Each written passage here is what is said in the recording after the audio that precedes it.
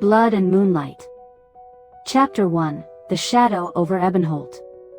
The kingdom of Ebonholt lay nestled in the heart of a vast and ancient forest, where mist clung to the roots of trees older than time and wolves howled under the pale moon.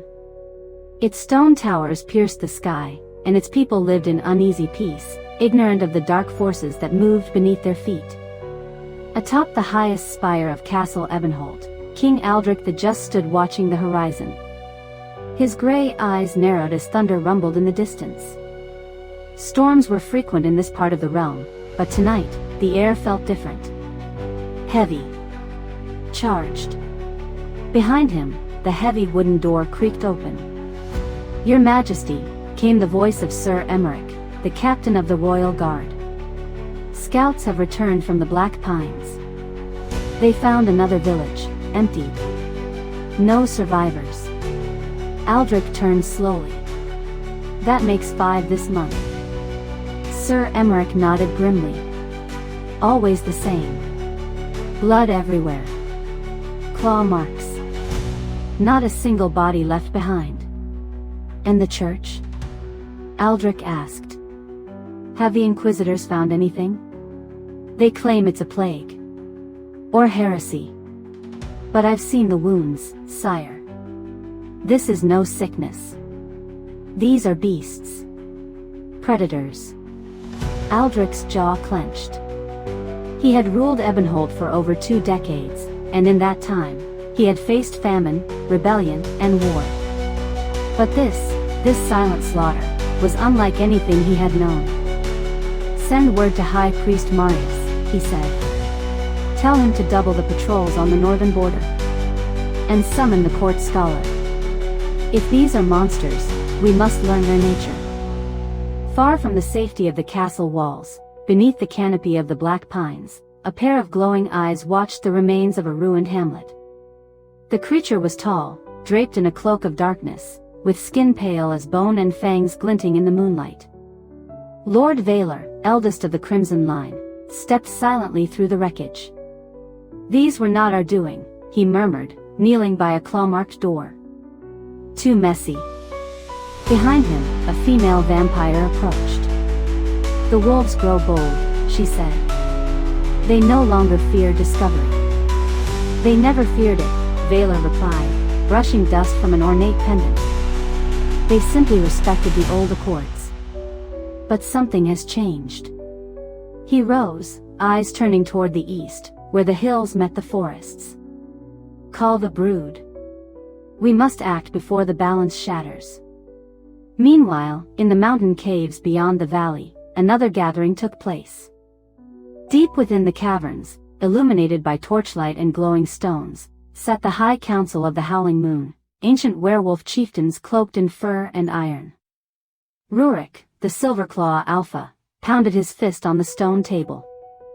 "We cannot hide forever. The blood drinkers grow fat while we rot in shadows." An elder spoke, his voice a low growl. "We swore a pact, Rurik. Peace has kept our kind alive for centuries. And what has peace brought us?" Rurik snarled. "Exile. Hunger. Extinction. The humans burn our lands and the leeches feed on our kin. I will not die with my tail between my legs." Others growled in agreement. A howl echoed through the chamber.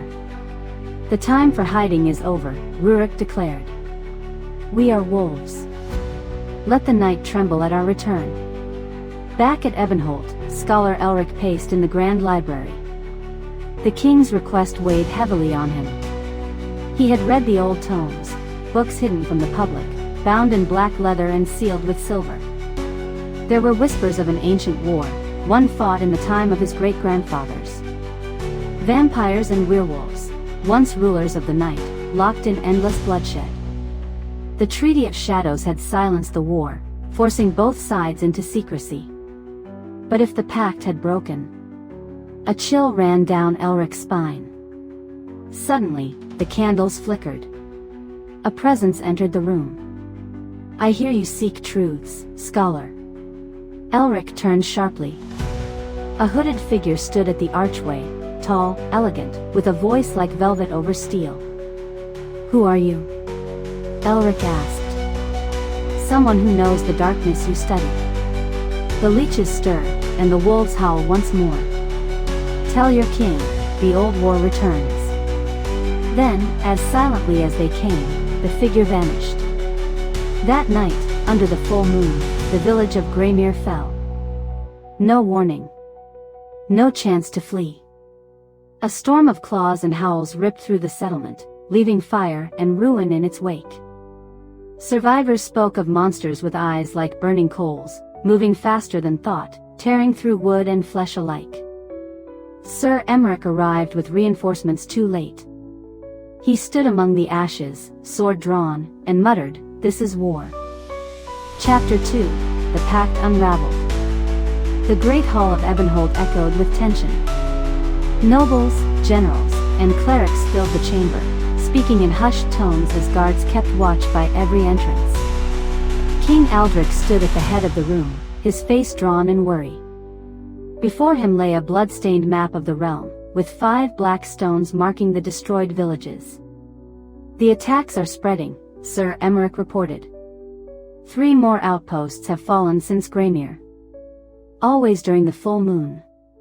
Always the same signs: claws, fangs, fire. "Beasts," Aldric said quietly. "They hunt us as wolves hunt sheep." Scholar Elric stepped forward. "Not beasts, your majesty. Factions. Vampires and werewolves, both ancient, both real. The truce between them has shattered." The room erupted in disbelief. "Enough." Aldric's voice silenced the hall. "I will not debate the truth of monsters while my people burn. Tell me what you know, Elric." The scholar bowed. "The Treaty of Shadows was forged over 2 centuries ago, after a century of war between vampire clans and werewolf tribes. A pact sworn in blood and sealed by the church. The vampires withdrew to the mountains and crypts. The werewolves hid in the forests and highlands. They left the kingdoms of men alone, until now." Aldric turned to High Priest Marius. "Can the church intervene?" Marius frowned. "The original pact was overseen by the Order of the Silver Flame. Most of its records are lost. But I can send envoys. Perhaps a new pact can be made." Elric looked grim. "I fear it is too late for diplomacy. Something has changed. These are not skirmishes, they are coordinated strikes." "Then we prepare for war," Aldric declared. "Ready the knights. Arm the cities. Light the beacons. If monsters walk among us, then we shall hunt them like men of old."